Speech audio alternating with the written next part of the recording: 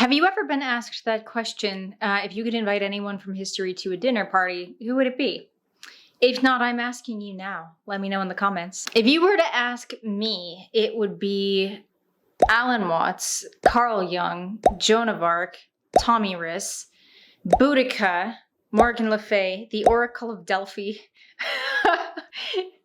Joseph Campbell, Ingo Swan, Ram Dass, and the two unicorns who didn't make it onto Noah's Ark. So imagine my delight when I found out that Alan Watts and Carl Jung actually had conversations. I guess they were buddies, and this is something that I learned while reading Out of Your Mind, a collection of lectures from Alan Watts. And I actually listened to this on audiobook, because the audiobook isn't really an audiobook. It is the original lectures from Alan Watts in his beautiful, magical, mystical, mischievous voice that is just made for storytelling.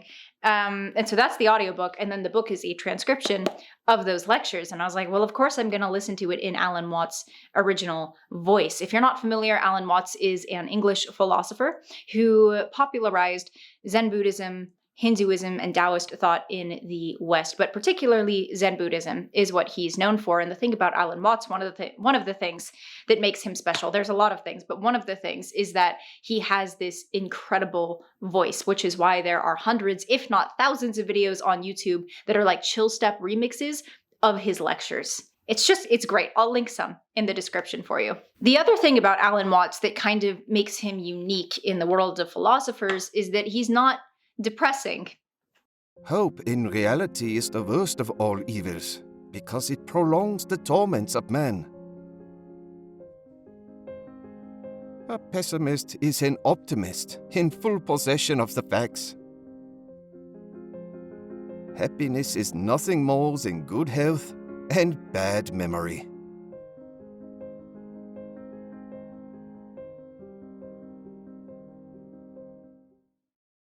To be fair, like every one of those quotes came from a German sad boy philosopher. Can someone please explain to me why German philosophers are so sad? Like, I don't understand. I thought you had bratwurst and beer gardens and buxom blondes and dirndls and schnitzels. Clearly, I don't know anything about Germany or why they're so sad. But it's also like, it's not just Germany, right? It's the whole of philosophy. Not all of it, but a lot of it is just kind of like depressing. Even Buddha with his whole like life is suffering shtick.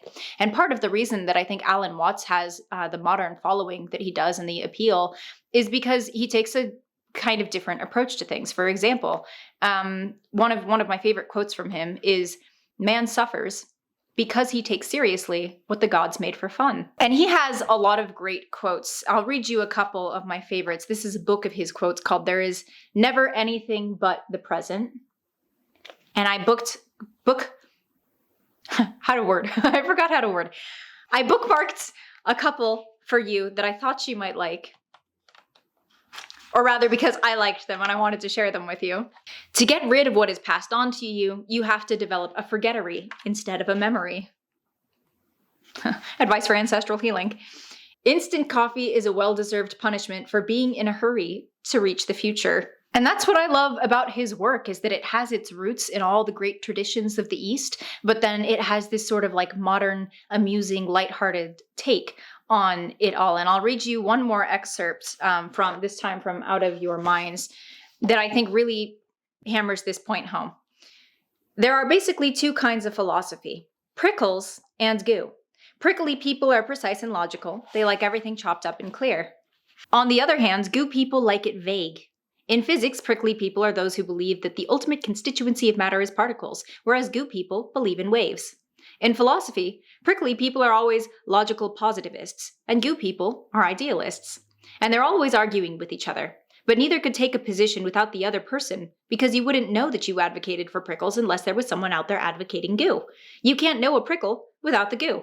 And life is neither prickles nor goo. It's gooey prickles and prickly goo. And I just love that the next sentence is, I'm a philosopher. And life is neither prickles nor goo. It's gooey prickles and prickly goo. I'm a philosopher. He's not always that silly, but I just wanted to share those particular quotes as a point of contrast.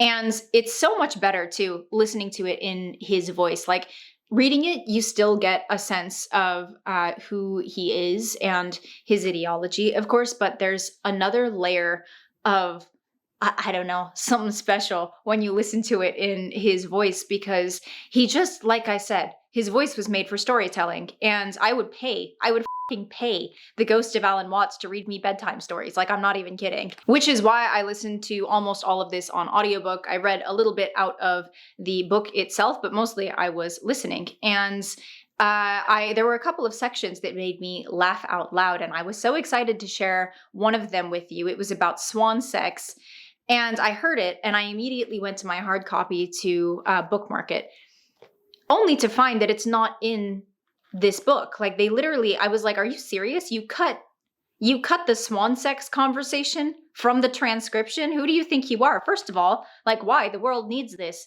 And second of all, what is this? The book is the radio edit? Like, you have it backwards. And so then I was like, oh, no problem. I'll just play the clip in the original audio. Like, how cool. I'll share the lecture with you. Only to find out that the Alan Watts organization is very territorial, like ironically persnickety and territorial over how any of his talks are used.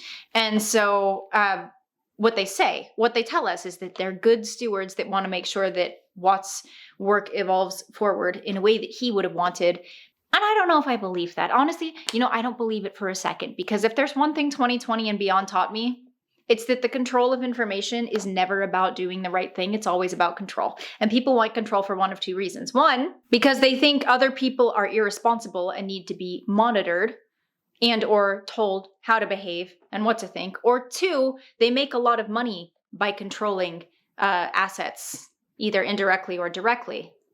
I see you, Marcus. I shall summarize the conversation that happened between Alan Watts and the amazing psychologist Carl Jung. The two were hanging out at Jung's summer house on the edge of Lake Erie, which is covered in swans, and Alan asked Carl, swans are monogamous, aren't they? And Carl was like, yeah, they mate for life. But before they mate, they start to fight because they're not sure what they're supposed to do. And then the fight turns into lovemaking.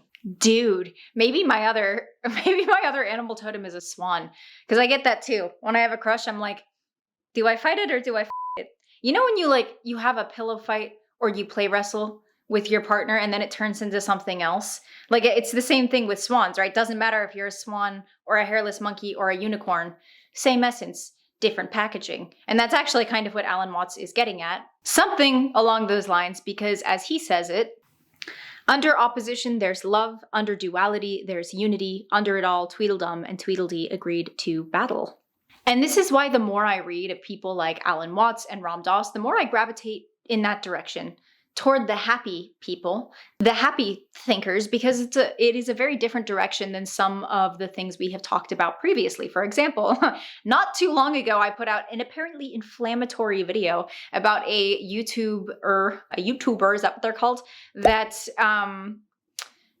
has views on ego, death, and enlightenment that I don't particularly agree with. And so this video was not favorable, okay? I was very much being a detractor, and I pissed a lot of people off, like I really did.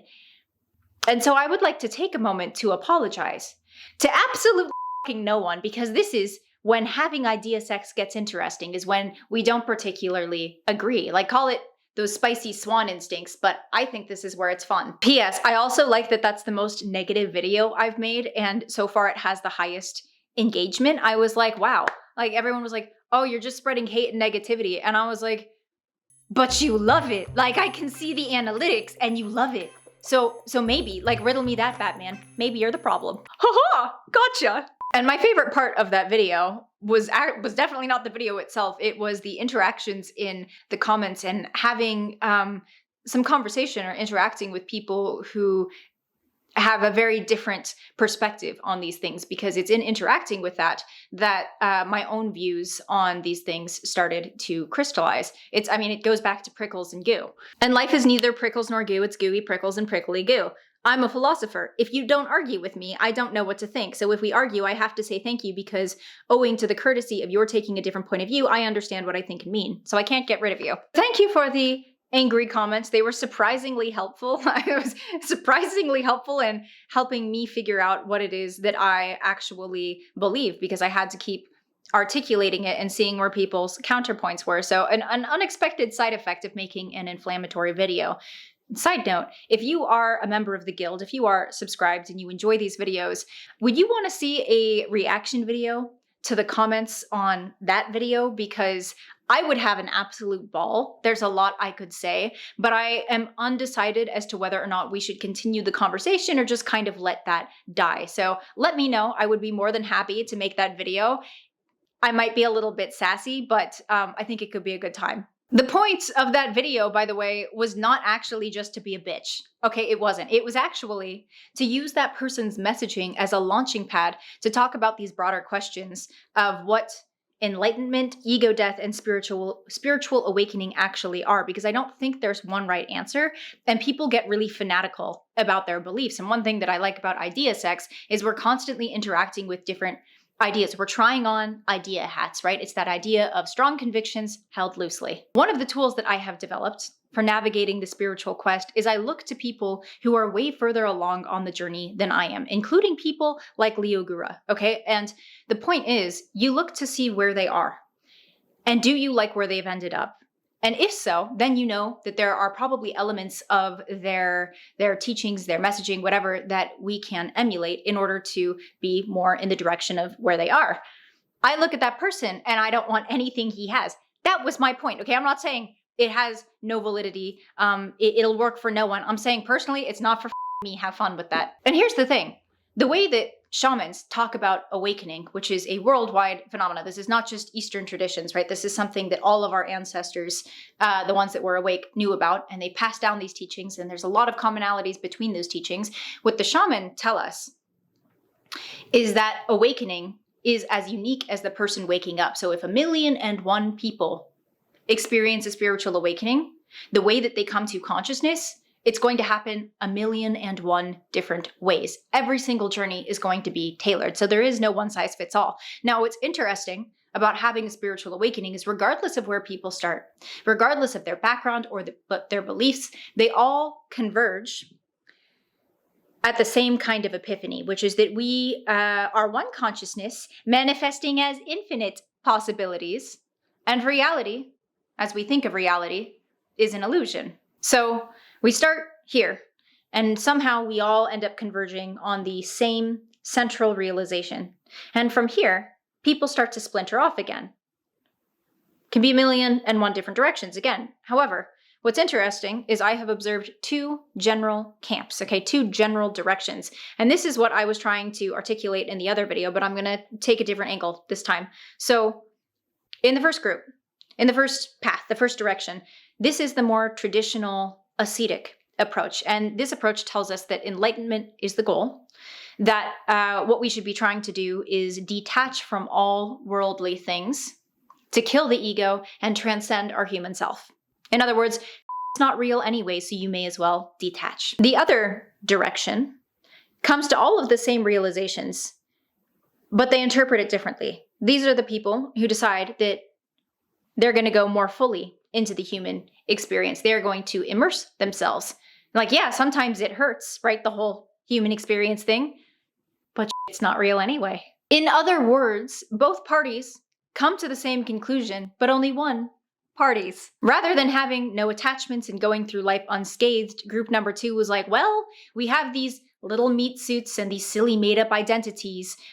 We may as well take for a ride, right? Like, if we came to play the game, let's play the game. And I don't think that the more ascetic traditional path is wrong, not by any stretch. All I'm saying is that there's more than one way to play. There is more than one path, and each path comes with its own inherent risks. It is up to the individual to decide which of these paths they want to navigate. And I see some very obvious risks with this direction when you start sprinkling in psychedelics, okay? The traditional ascetic route, totally valid.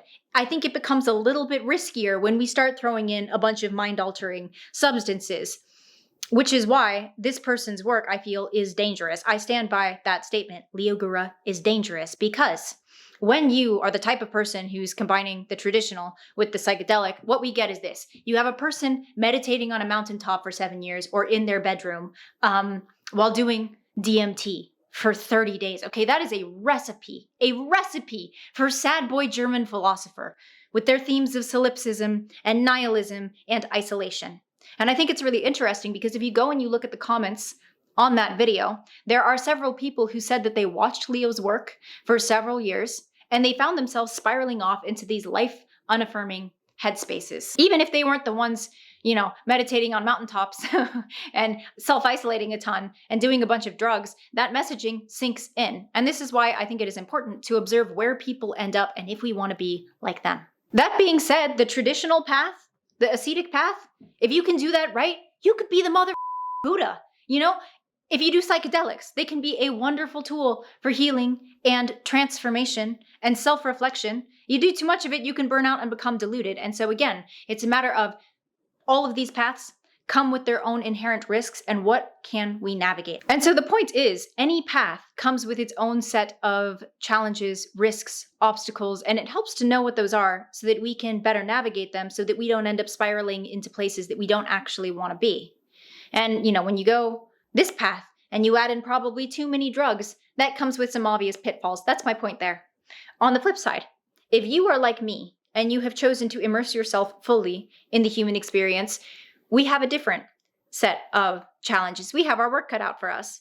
Because when we choose to play the game, we risk losing ourselves in the game. And this is why I love Alan Watts, is because I think he was a master at playing the game, but not losing himself in it. And what does that look like? It's a balance. It's a tricky balance, and it's a fine line between knowing what we truly are, right, our true nature, and playing the role that we incarnated here to play. In other words, how can you be both at the same time?